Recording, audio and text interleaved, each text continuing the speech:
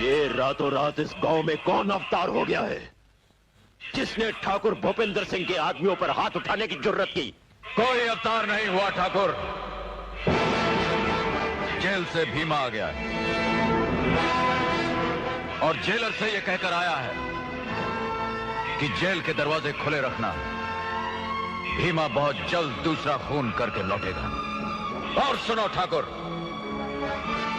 आज भीमा तुम्हारे इस कुरुक्षेत्र में खड़ा होकर महाभारत का ऐलान करता है। चाहे जितने चक्रव्यूह बना लो, तुम्हारा अंत मेरे ही हाथों लिखा है ठाकुर।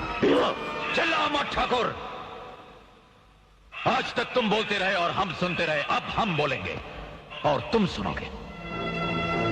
तुमने गांव वालों की जमीनों को हथियाने के लिए लोगों के अंगूठों पर काली स्याही लगाई। आज भीमा उसी जमीन के सीने पर तुम्हारे नापाक खून से लाल लकीर खींचेगा, गांव की इस सरहद से लेकर उस सरहद तक। कसम है ठाकुर, कसम है कलेजा चीर देने वाली उन गंदी गालियों की जो तुमने हमें दी।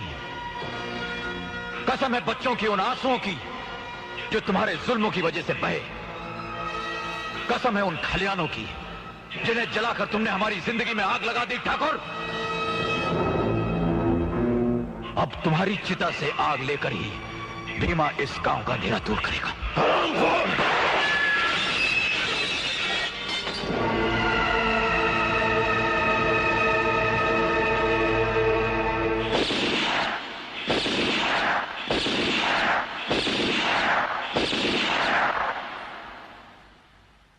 पिस्तौल चलाने का मौका मैं तुम्हें भी दूंगा ठाकुर, लेकिन आज नहीं।